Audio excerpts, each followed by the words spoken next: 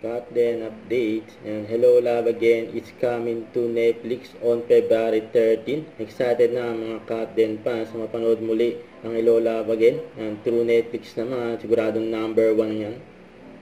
Hi mga katropa, this is Kat at gusto ko lang po magpasalamat sa lahat ng sumali sa TNT Paskong Panalo. So kakatapos lang namin, ang saya na nakilala natin at napasalamatan lahat ng sumusuporta sa akin and most especially sa TNT.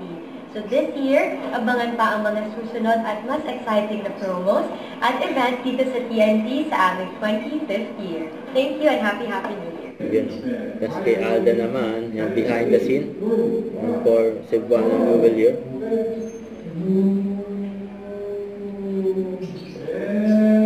Wala ng blessing ang Katden sa mga endorsement nila.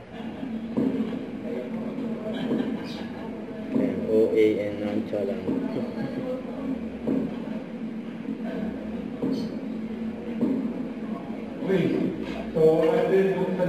Guwapo ni Alda, no?